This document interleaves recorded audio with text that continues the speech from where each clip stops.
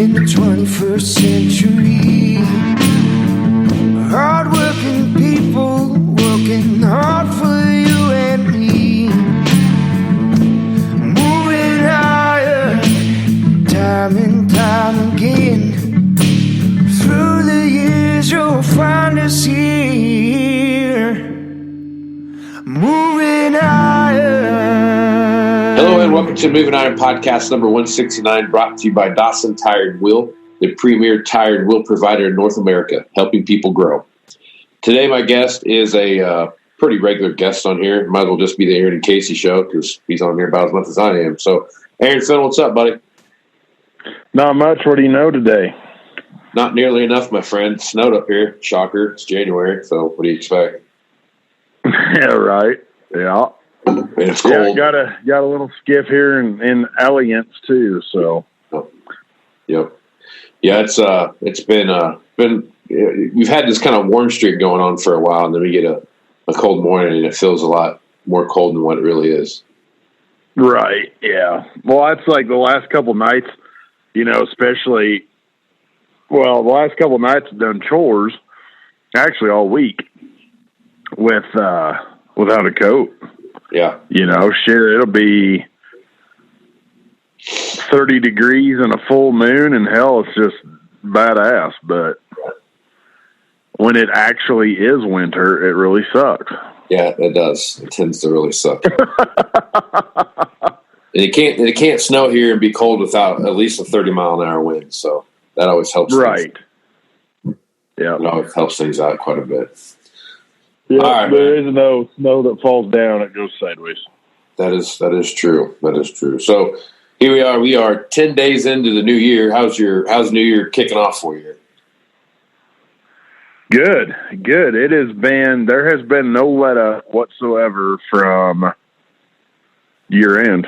In fact, I would say it's even maybe a tick busier.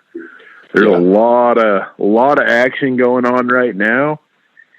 And it's not one specific category. It's, a little bit of everything. So, yeah, it's been it's surprisingly, usually you kind of feel a little bit of a slowdown of some sort in that first week or two of January, but this year's not been that way. It's really kind of stayed steady, if not gotten busier. And there's a lot of irons in the fire and a lot of guys out kicking tires and sniffing some deals. So, there's plenty of activity going on, which kind of leads me to believe that that mid-year January or June, July timeframe when corn price got halfway respectable again, so folks had some money to burn and they got their December contracts delivered, and that's what we're seeing this right now. Is this coming on right now, and folks are out taking advantage of some cash they've got and update some equipment.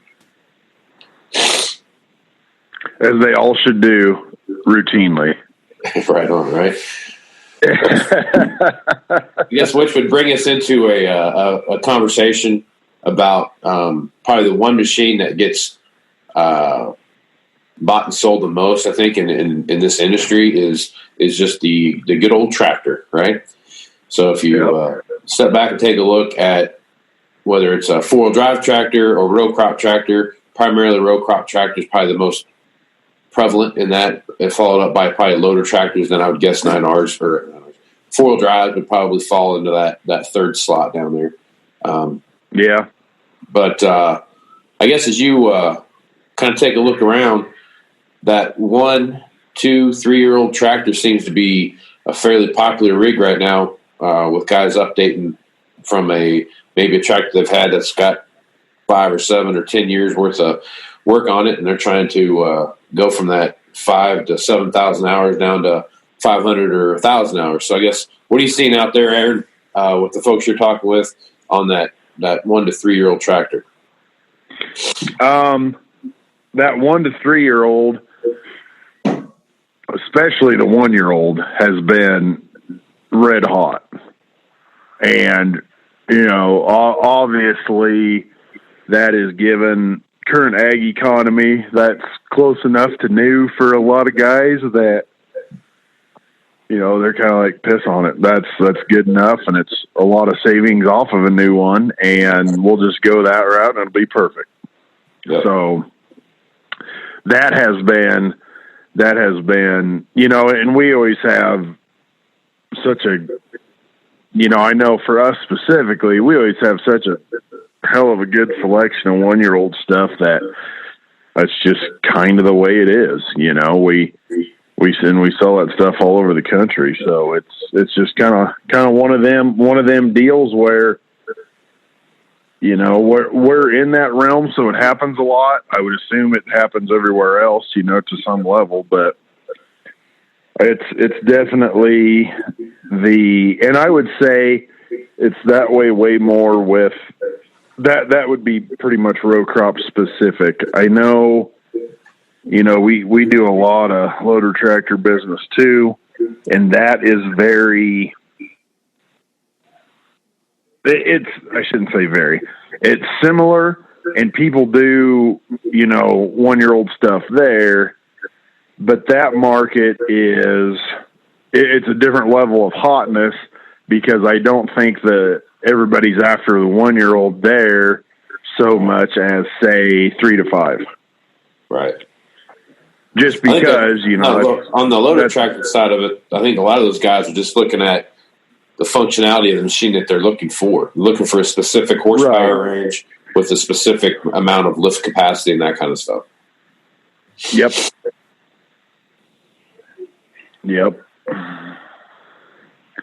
So that's, plus the loader tractor is the thing. And when I say loader tractor, I'm talking, like 140, 150 horse loader tractor.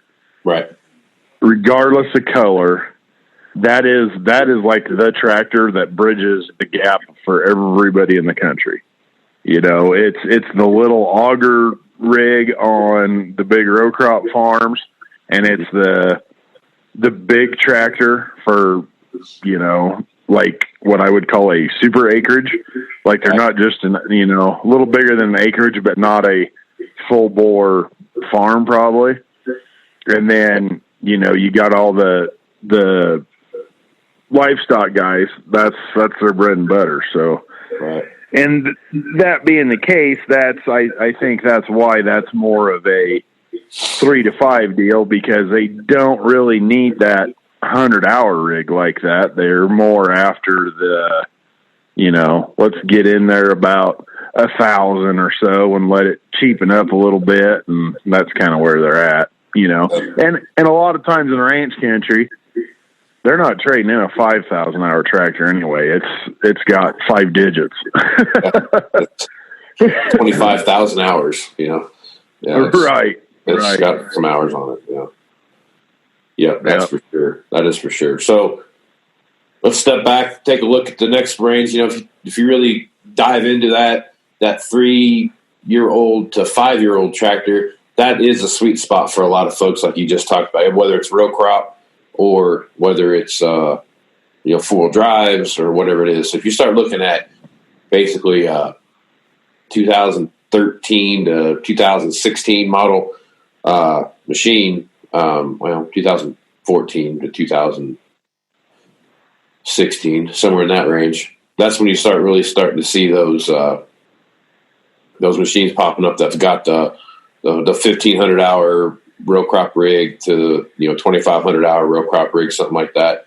And that seems to be some guys that are right now, like they have a 10-year-old tractor that might have 5, 6, 7, 8,000 hours on it, and they're saying, I'd love to have 500 hours, but 2,500 hours is going to work for what I got. So talk about what you see in that older kind of sort of first year Tier 4 engine tractor.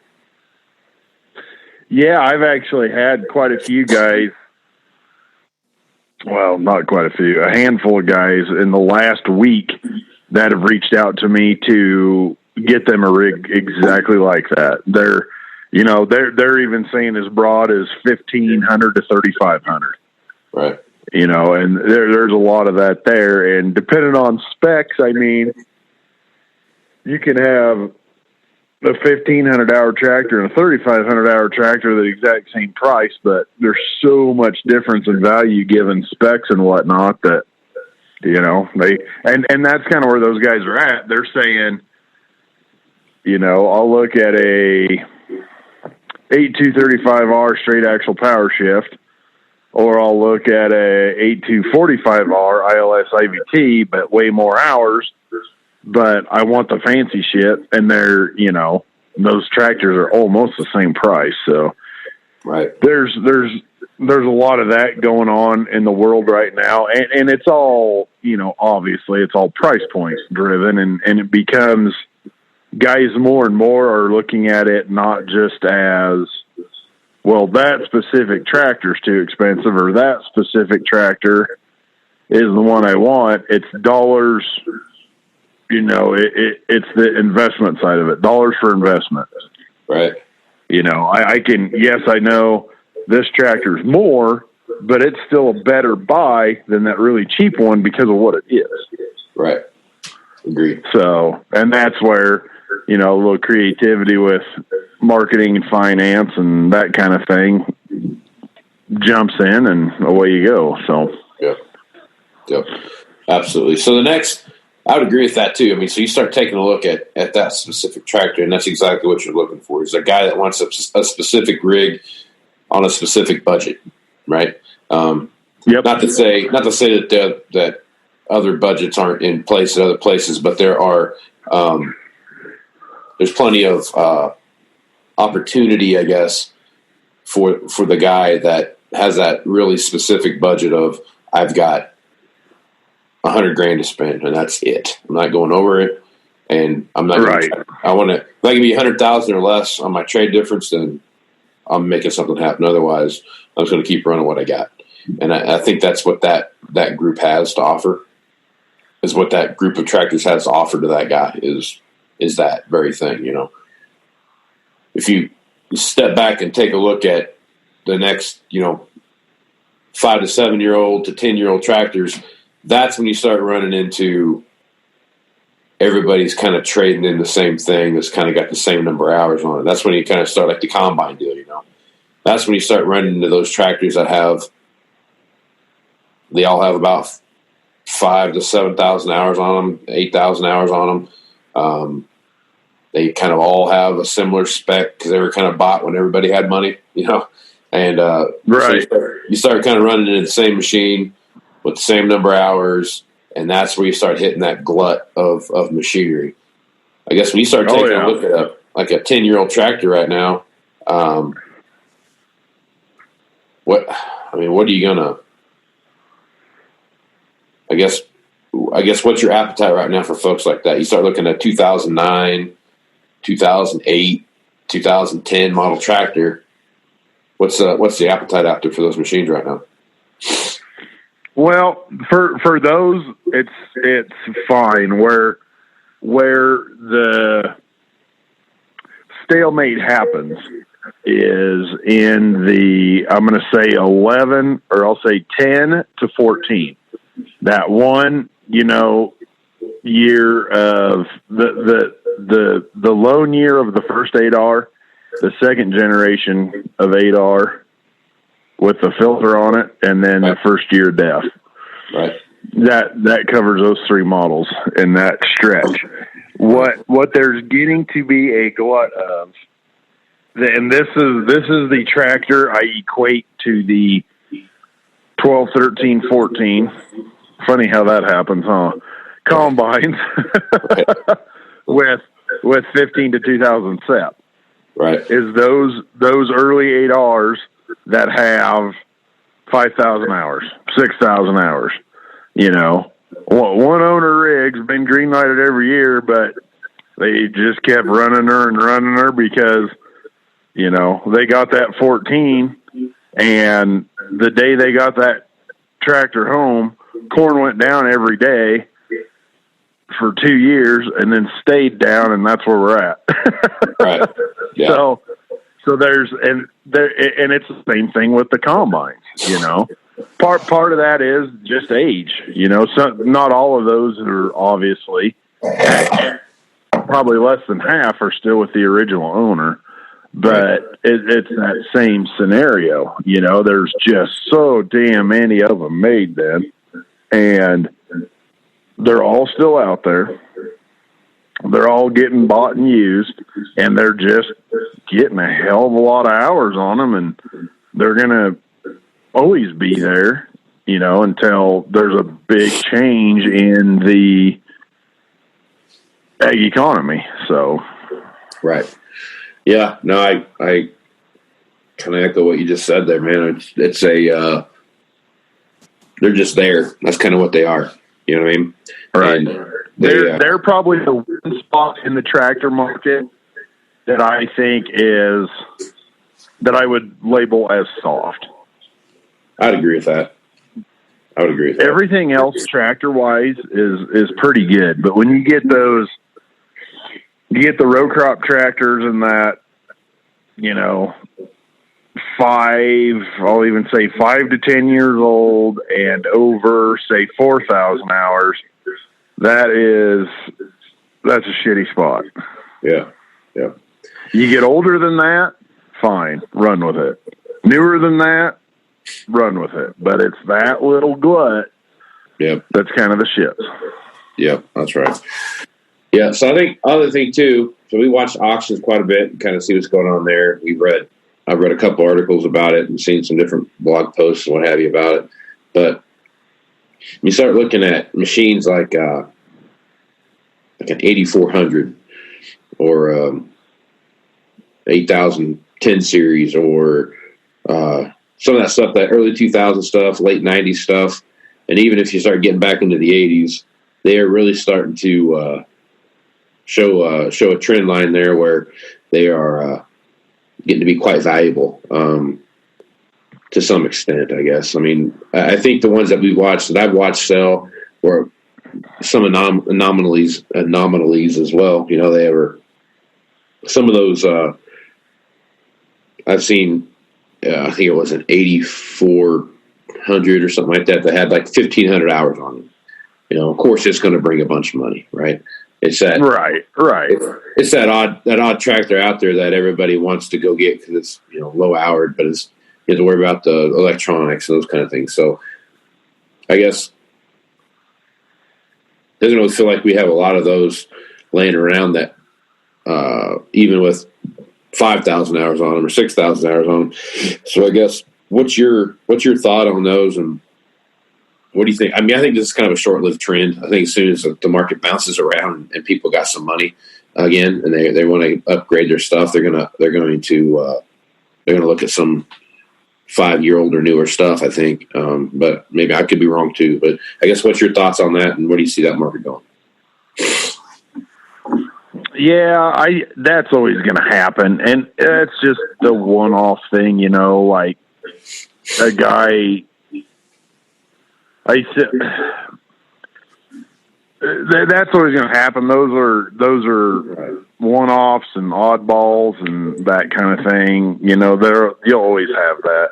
It could be 20 years from now, and somebody will unearth another 2,500 hour 4440, and everybody will lose their mind and pay 3 times what it was worth new, and that's always going to be there. Right. As far as I don't know that you could even trend line that, other than the fact that if you look at it both ways, well, you could trend line it from way ridiculous to pretty ridiculous. I think that's all the more variance you get with that. So yeah, but that's always going to be there. I know, you know, you see on social media and stuff, guys, oh man, I wish they still made 4440s and all this kind of shit as they're driving an 8R, and you're like, no, you don't. Right. Yeah.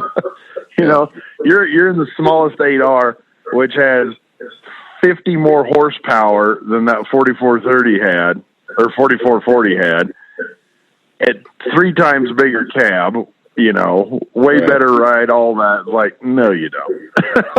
Right. Yeah. And I saw a guy yesterday. There was a thread going around about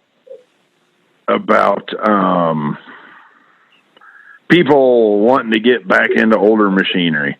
And the one guy said, how did he put that? He said, and he's a farmer. He's a pretty good sized farmer. He says, farmers don't want old shit. He says, they'll bitch about anything. He goes, that's just what we like to do. Just bitch about it. Yeah. And I thought, well, that's probably as well said as I've seen anybody say it. Right. Now, I have a hard time believing that there's this rollback trend idea of, we have our ISG guys talk about it all the time, that all these red lights and buzzers are going off telling you to shut down the machine, but they'll keep pushing it just a little bit further, but let the AV line go down and they can't get it reestablished. They'll stop the tractor immediately, and they just can't function without it. So I'm not saying that there aren't people out there that still go out every day and plant the old-fashioned way with markers and those kind of things, but I just the way tractors ride now and your ability to have more efficiencies and those kind of things are I don't see it being a big trend.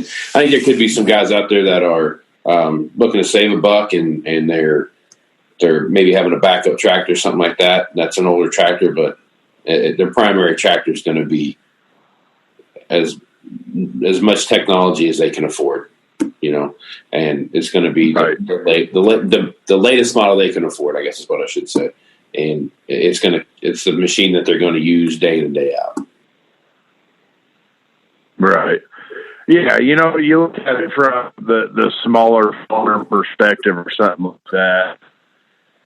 Me personally, and I'm a fan of 70s and 80s iron. Everybody knows that. But if I was farming just a quarter, I would much rather have a 15,000 hour 8300 over a 9,000 hour 4955. Same horsepower, all that. But God, wouldn't you rather sit in that 8,000? So they'd probably be the same money than that. I would rather do that just for comfort and features and shit, Right. Yep. And I know I'm not alone in that thought. Why sit in a Soundguard cab when you can sit in an 8,000? Exactly. Yeah, that's exactly right. That is exactly right. So what do you think about on like 9Rs, like 4-wheel drives, those kind of things? Where do you feel like that sweet spot is on those tractors? Or is it a more feature driven than it is? Yeah. Here in price. Yep. Very, very feature driven market. There's, even if you have a smoking deal on a, say like a 500 horse, smoking deal, but it's standard pump, 710s, that kind of thing. It's going to be a lot harder to move that than a high feature one that's maybe priced fairly high. So yeah.